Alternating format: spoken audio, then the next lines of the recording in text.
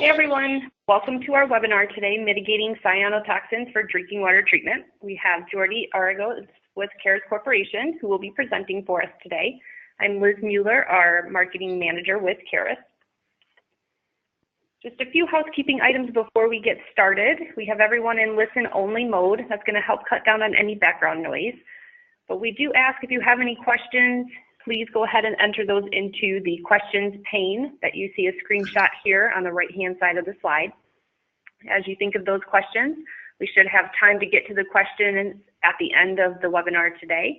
If for some reason we do not get to a question, we will be able to get a report that shows us your name, contact information, and the question that you asked, so we will follow up with you directly to get that information to you.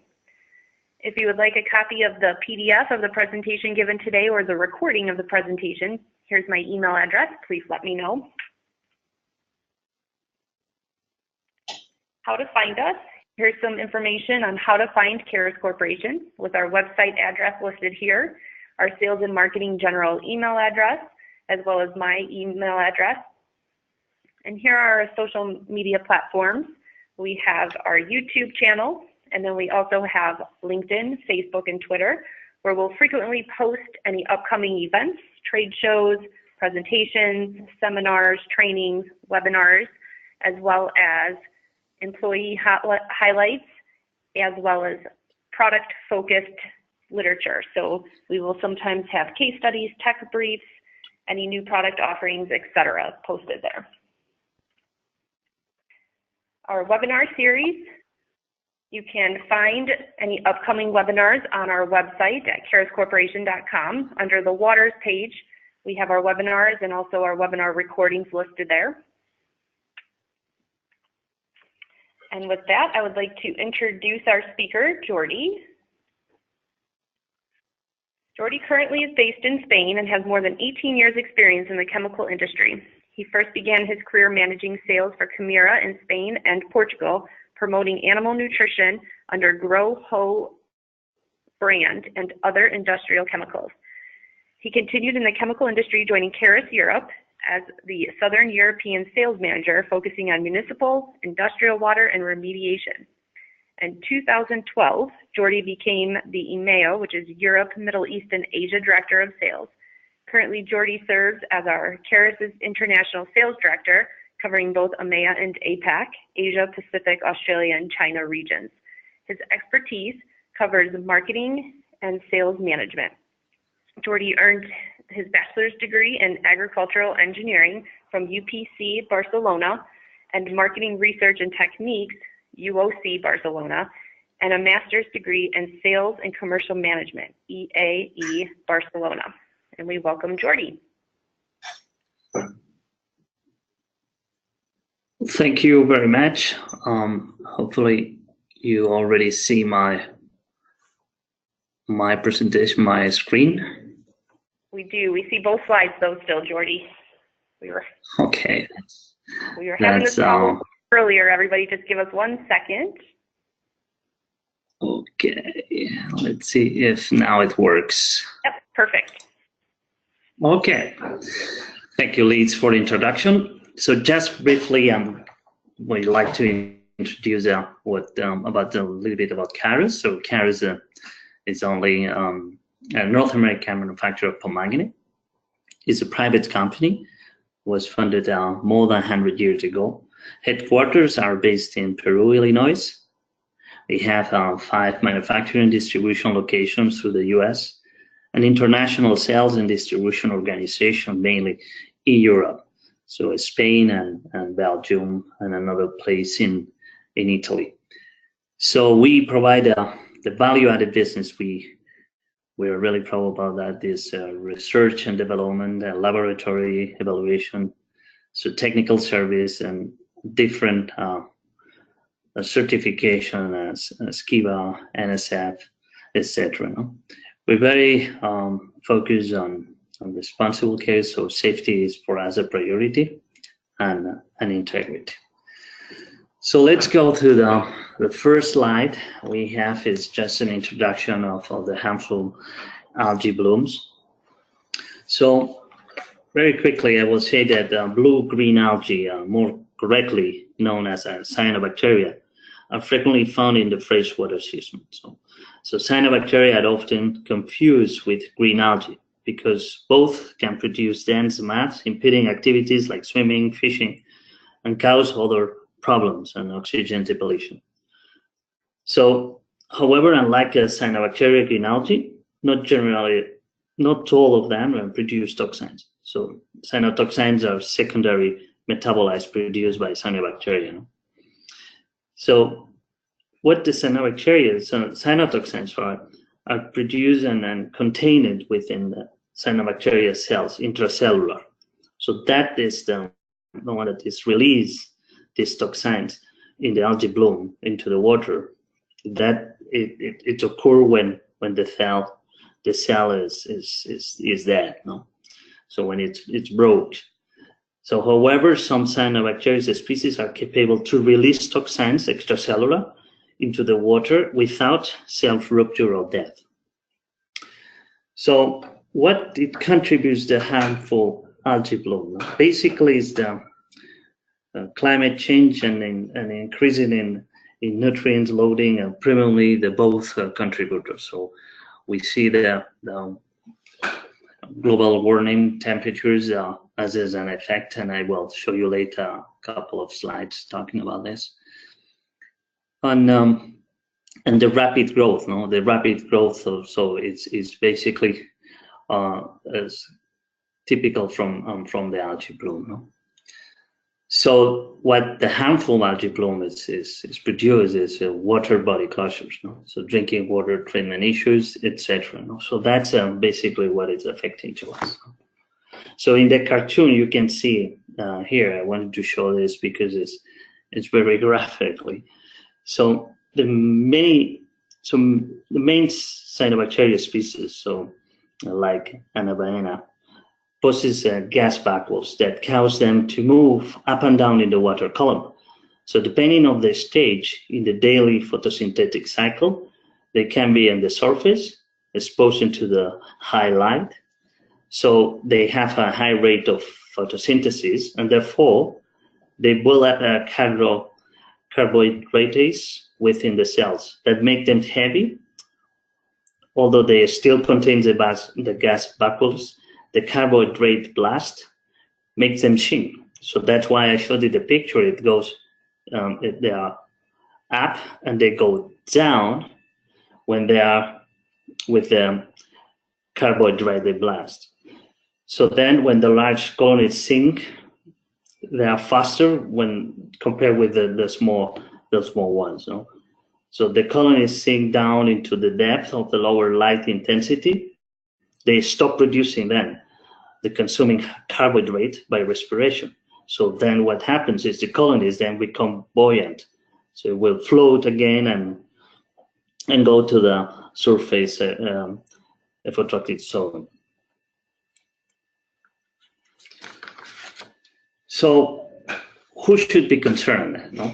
So this is very graphic for the stage, but obviously this is what we have more audience, but we will talk later on other areas in the world. But basically these maps are by the US EPA National Lakes Assessment that it was back in 2007. So microcystins were detected in an integrated photic zone samples. It was approximately 30% of the sample of the lakes, that it was basically around 1,000. So if we base on the WHO and the World Health Organization microcystin recreational guidelines says that 1% of the lakes were categorized as either moderate or high probability health risk, based only in the talking about microcystin concentration. However, the health risk assessment by chlorophyll and total cyanobacteria, two other metrics that can be used according with the WHO recreational guidelines, gave a significant different pictures, with approximately 40% of chlorophyll and 27% of total cyanobacteria of the lakes were categorized as either moderate or high probability health risk. So that really shows the difficulty of assessing human health risk based upon single sample results of analysis. So that has a very temporally and spatial in the time. No? So we see here in the U.S. Map that Cyanobacteria is a significant issue, no, but mainly focus in the Midwest and plains in the Northeast, no. But this just because the drinking water source is not a lake that commonly have algae. It doesn't mean that they shouldn't be concerned. So algae blooms can occur in various locations, and toxins and may be transported across great distance without any incidation. A problem is present. No? So toxins and tests and others may also be transported from upstream lakes or reservoirs. So this is a map of the world. So this comes from international oceanographic data, and you can see in 1970s, well, how much of this particular bloom and the coast were shown, and what's the difference in 2015. No? This is well, there are different cases that can explain that, no? But possible explanation, a natural mechanism, species dispersal, host of human-related phenomena, pollution, climatic shifts, increased number of observers as well, no? And transport of algae species via ship ballast water. No? So basically, blooms are not just limited to lakes and reservoirs. Regulation on cyanotoxins. So what we see here in basically the Safety Drinking Water Act requires to APA to publish a list of under-regulated contaminants with the contaminant candidate list, where microcystins and cylindrospermicin and analytoxin are listed. Several states have implemented guidelines in drinking water. You can see here different states on this table. So Minnesota has the lowest level with 0.1 microgram per liter of microcystins. Ohio, it's the next one is 0.3 to 1.6. So many drinking water are actively developing contingency plans, no? and treatment plans. No? So also 27 states have also adopted recreational water guidance values.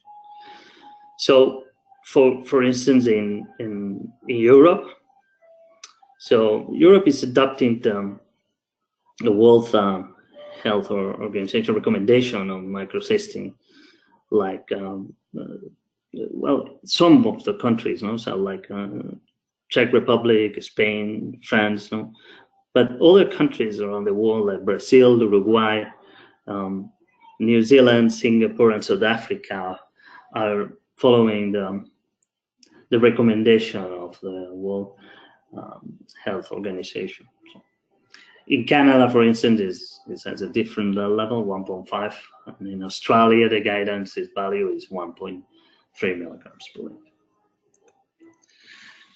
So one of the first steps is obviously the visual bloom identification. No? So we have the large micro, so we can see if there is an obvious scenario that we have a bloom, an algae bloom, or macro small, so we can go through the smaller to the different equipments to understand. So that's the analytical tools will be key. So not all blooms produce toxins. So sometimes you identify a bloom and toxins are present or not, no? And sometimes both. No? So there are different analytical tools that can evaluate the potential for these cyanotoxins. So they range from qualitative field test kits, to semi-quantitative to quantitative advanced tools. So that's the three different levels we have. No? So during a bloom, some cyanobacteria known to be toxic and some others which do not produce toxins, as I said before, may be present together. So since they do not show any morphological difference, the microscopic identification is not suitable approach to detect their distribution. So molecular-based methods have that supplemented biological methods because of their potential to specifically identify and quantify cyanotoxins. But the DNA, for instance, detection approach are not informative about the biochemical and chemical techniques.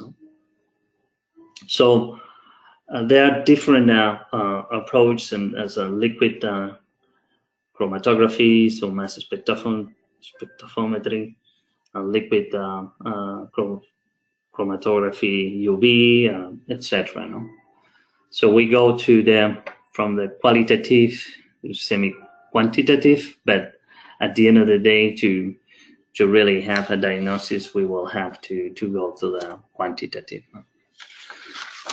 So this is the indicators can be different. I wanted to show this. It looks interesting that you can build an equation with historical data. No? So that's a picture shows Bowie that it works with fluorescence probes. So what you collect your data that are not related to them specifically with the algae, so like temperature, oxygen, pH, TOC, turbidity, etc. And also unrelated with the algae, you know, so chlorophyll and thicocyanin. And you can see here in the graph, so how is the equation created with manganese and silicon, turbidity, etc. Then when the peaks arrive, so you have a scenario.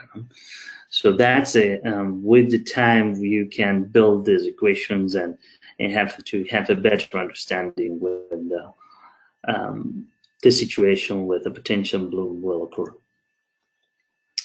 So the effects on the raw water quality are not only related with the toxins. So we have also a test and other components that sometimes are more critical. So what we see in many cases, cyanotoxins are not as big, but the public is very fearful of them.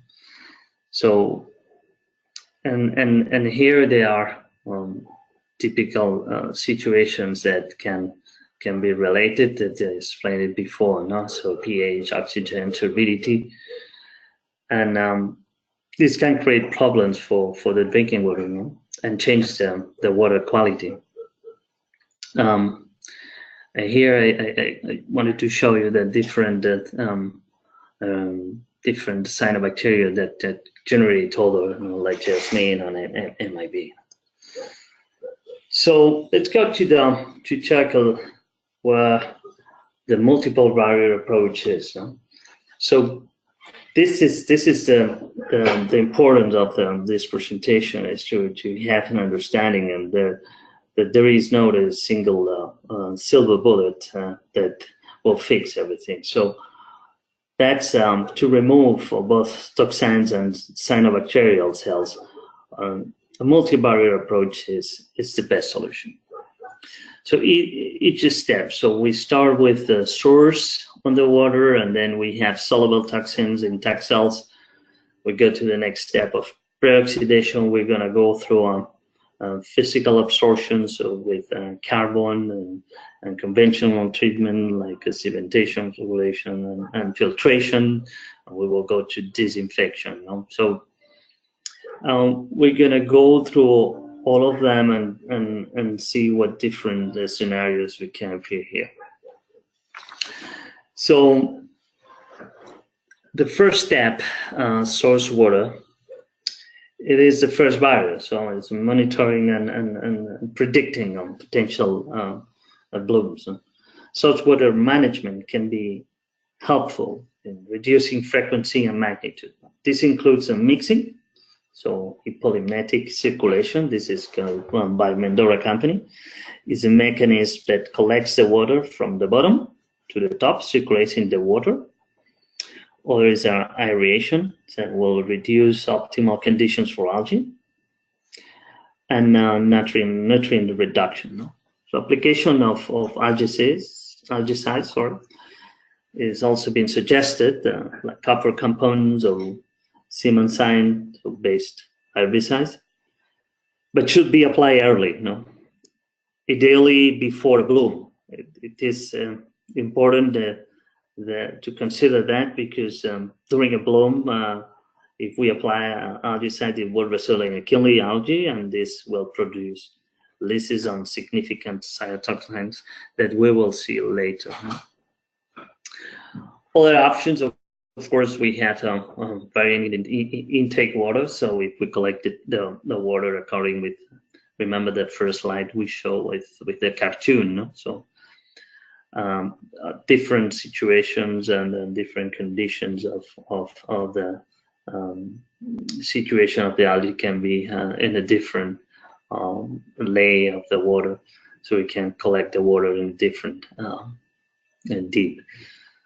And blending water source, this is very common, and if you can have different sources, you will obviously take the water from the source that contains less problems. So let's go to the step 2, preoxidation. So here it is important that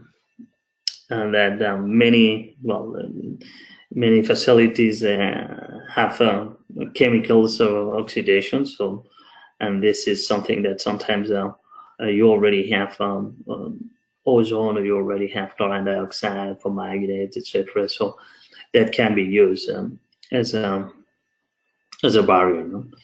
So chemical oxidation will react with the specific cyanotoxins to remove toxicity. So this table, it shows you the different toxins and the reactivity. For instance, you can see to remove microcystin toxins, chlorine, permanganate, ozone, and AOPs can be used.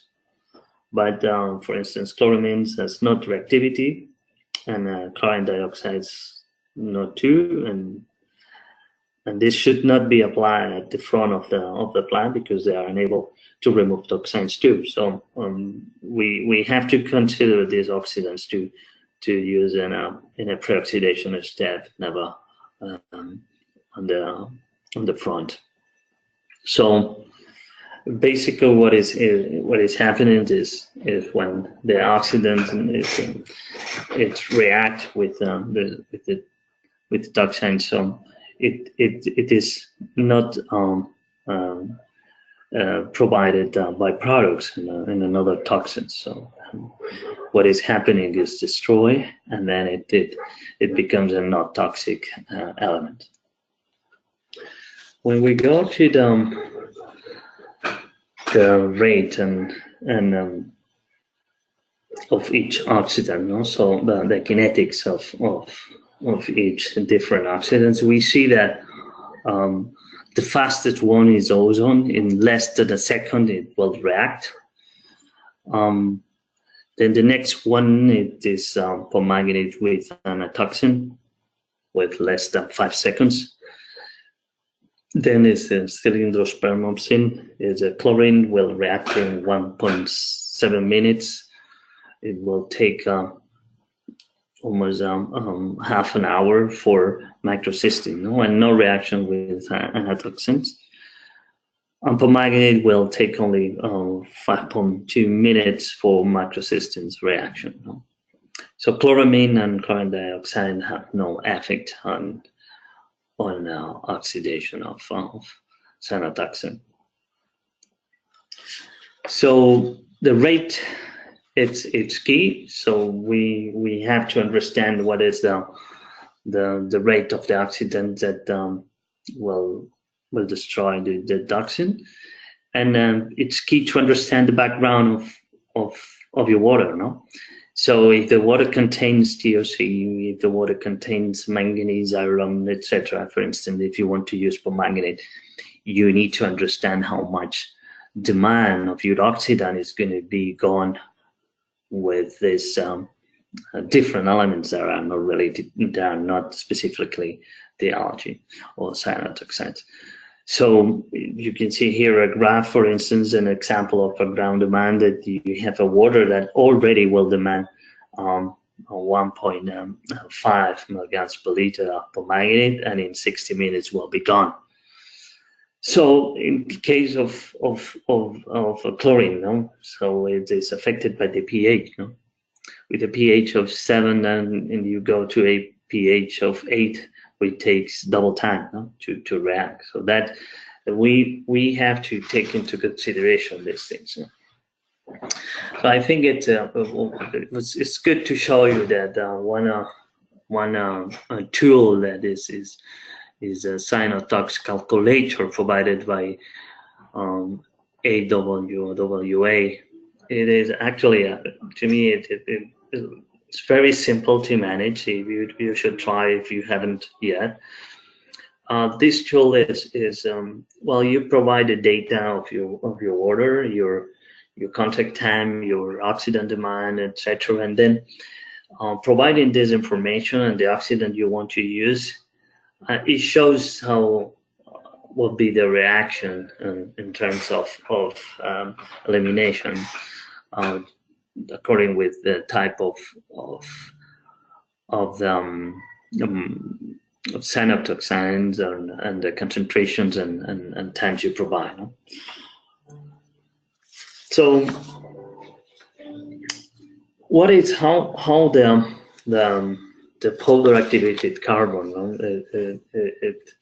It's important here, no? And I wanted to add this because it's part of the when we talk of preoxidation and another particular variant in this step is polar activated carbon, no? Because the capacity of absorb cyanotoxins. No?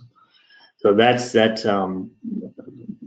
very important, and the performance varies with the of course the type of cyanotoxins and the type of the carbon. No? So if it's wood based, it's more effective than the coconut based and bituminous. For example, for the removal of microcystin. No? So the water chemistry, no? The water chemistry can be very critical, no? Depending on the hardness of the water, and you could use better or not different oxidants. No, in this case of permanganate, if you have more hardness, you will improve the removal of the step of the coagulation flocculation with the forming of the byproduct that is manganese dioxide. No. So and just test protocols. No? That's interesting to see how also in AWWA, but different protocols for in the PAC. So for the polar activated carbon, no, it shows that don't do it with chlorination, so in combination with carbon, but you can do it with preoxidation with, for instance, for permanganate. So, well, just to see that originally APA suggested to stop the whole preoxidation, no, and this is due to mainly the concern on the leads from the oxidation of the cyanotoxins. So in some times, so it's necessary to what they say is to meet primarily drinking water standards. So it now is changing, particularly recently in Ohio. Now the APA updated treatment recommendation. It says here the use of permanganate is common for control of zero-mucil, taste and other compounds, iron, manganese, and cysteine is better on the flocculation process. No? So if preoxidation is necessary for adequate turbidity organic carbon removal, use of a weaker oxidant such as potassium permanganate that is less likely to lyse cyanobacteria cells. No? So we will go through a little bit more in detail on this later to show you different concentrations. So basically we see that comparing here permanganate, chlorine, and copper sulfate and different rates and how these different oxidants can lyse. So to really have the lyse with permanganate, you will have to go starting at 5 milligrams per liter. But in any case, it will take hours to lyse. So we'll start lysing at the beginning. I see here in the graph that the first hour start lysing, but it has to keep this 5 milligrams per liter is a very, very high, considering that the water can already will have different elements that will consume part of this oxidant. It's very tough to really have lyse by permanganate due to the very, very high level of permanganate requirements. Of course, when you go to the 10 milligrams per liter, that's a different story. But below 5, I will say consider 3 a very safe number. You should be okay. Doesn't happen that's with chlorine. So all that such will have lyse, and copper sulfates as well. So we have many utilities that can practice preoxidation. So, but at the end of the day, there is an evaluation of the benefits and risk. So during a bloom, so you have to consider that if you have ozone, for instance, or you have permanganate, or you have carbon dioxide, or both, which one should be the best, and in which situation? So what we can say here that is permanganate is the least likely to lyse because it will require very, very high concentration of permanganate. So and on top of that, permanganate can remove extracellular toxins. So powder activated carbon is a very interesting step of removing these extracellular toxins too. So it's a combination of this oxidation and absorption by activated carbon that will really give you a position to create a very strong barrier at the beginning of the process. So let's go to the step 3. This is probably coagulation is the most important barrier for removal of cyanobacteria cells. So the goal is to remove all intact cells, so optimize coagulant dosage, adjusting preoxidation. So toxins are located inside these cells and should be handled as a potential future source. So therefore, it's good during the watering or recycling to monitor to ensure soluble toxins are not present. So that is it. To verify that will really give you a safe way to understand how the process is doing. Filtration. So this is the barrier to remove intact cells. So this should evaluate the performance of your plant. So and monitoring filter run times. So short run times during a bloom may potentially indicate cyanobacterial cells breakthrough and should be gaseous during a continued treatment. So the cells on the filter can release toxins. So during filter backwash, so if you move the water to the front of the plant, so will may be laced with bleach chlorine again. So you have to consider that a particular situation as well. So in disinfection, so this is the final barrier. So pre-distribution, we have the disinfection, and here is we have to consider that there is no the last step before the water goes out. No? So here we consider that the kinetics of chlorine. So we see that the pH it's to be considered here. No, we have already showed this graph before. So from 7 to 8, double the time, and the ammonia doesn't react with cyanotoxins. So let's go to some explanation here for what we did in a in-house procedures adapted from Ascensire. It's a Cyanotoxin PAC protocol. So we did a time ago jar test experiments in the field to determine the permanganate demand and evaluate the effect on permanganate dosage and extracellular cyanotoxins. And we monitored turbidity following preoxidation and aluminum dosing. So the results with the water from the Milford Reservoir in Kansas, it shows actually very good results on 1.5 milligrams per liter of permanganate. So the bars show the extracellular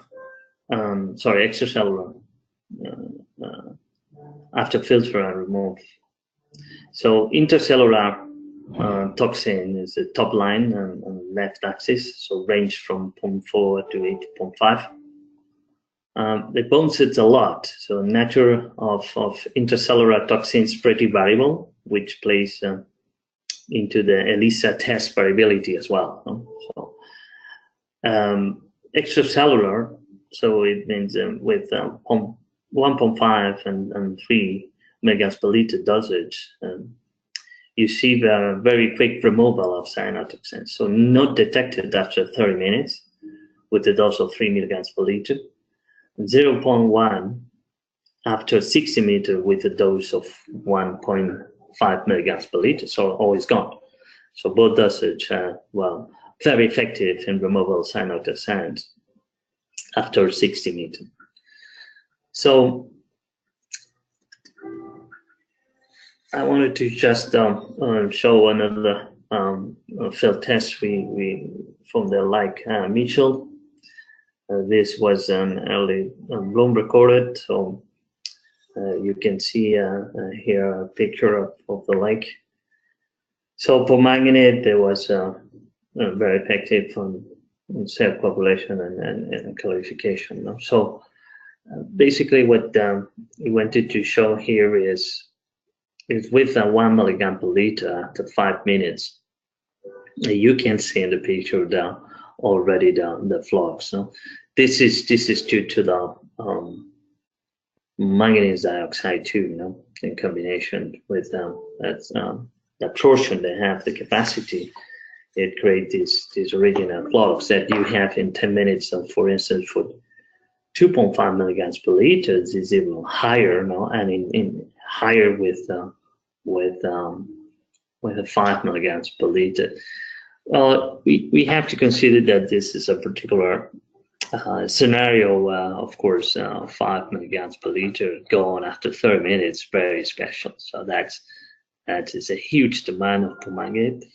But I wanted to show you in this picture how the permanganate has an effect on the coagulation flocculation process. So here, well, this is a case study in Lake Winnebago. It was in September 2001. So we're gonna go through different states of the drinking water, and you will see. So here is the study results on basically the drinking water. So the raw water had a demand of 1.3 milligrams per liter. So in the pretreatment, you have aluminum, lime, and PAC. and then flocculation sedimentation. So if you can see the graph, the microcystin level, so they were arriving at peaks of 6 micrograms per liter and peaks in 3.5, etc. And the line, the bottom line, it is the final water. It shows that it was 0. No, after all this multivariate treatment combination of permanganate, aluminum lamp, powder activated carbon, and filtration and disinfection. So finally, during 12 weeks study, it shows that microcystin did not exceed 0.095 micrograms per liter. So this is it shows you here, and I think this is quite interesting graph. It shows you the sequence by step. So as you see that first step, it was post the analysis of post potassium permanganate intake. This considerably reduction, but it's still 56.3 micrograms per liter of toxins. So, and then it has the post-treatment aluminium later with lime polymer and activated carbon. So if a combination of all three, it provides that after sedimentation and carbon dioxide, it goes to the level almost 0. No? So, well, just to summarize and take a home message here, we see that cyanobacteria bloom can either be toxic or not toxic. So what we consider the first qualitative analytical, and then after quantitative to really to have a better understanding and exactly what we have, and then to work accordingly and to report as well. We need the quantitative. So the US EPA posted drinking water health advisors for microcystin, and Europe is adopting World Health Organization recommendation to 1 microgram per liter.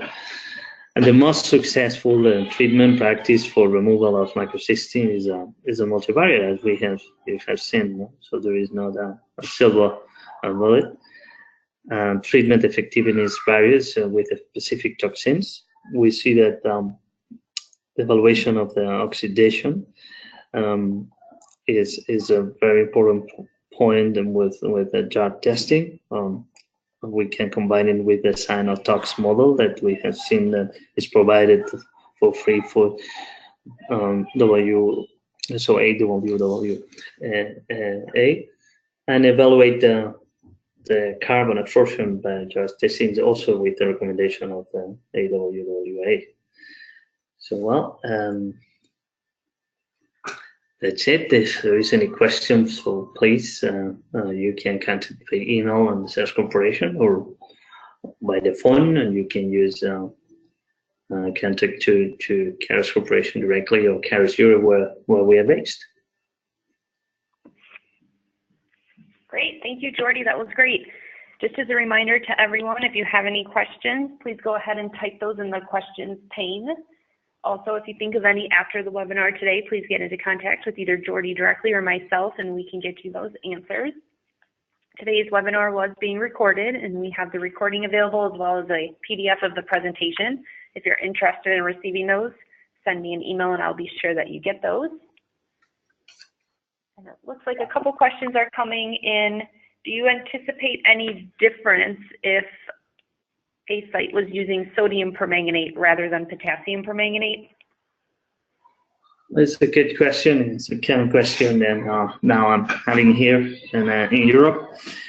No, there is no difference. It's permanganate ion is the same. So the only that is changed is the form of the product. So the potassium it is in solid form, and and the ion of sodium will provide a solubility much higher than potassium. Potassium can reach 3% solubility in the water. That sodium permanganate is 40, but the reaction is basically the same permanganate ion. So it's MnO4 minus. Okay. And then another question, what permanganate dose is recommended to avoid lysing the cell? Well, that's a good question too. The typical it is as I showed previously. It should be less than we'll recommend not more than 3 milligrams per liter. Is what is being considered with the experience and publications around it. They're recommended that more than 3 is a risk. So that will be I will consider as a limit. No? But in any case, we have to think that to keep that concentration in the water to lys, it will take time. No? So it will take. We saw in the graph for 30 minutes, 40 minutes, and probably the water will have consumed that with from the TOC or the products, other manganese, iron, etc. will consume part of that permanganate. So I'm not, I will not be concerned with less than 3 milligrams per liter.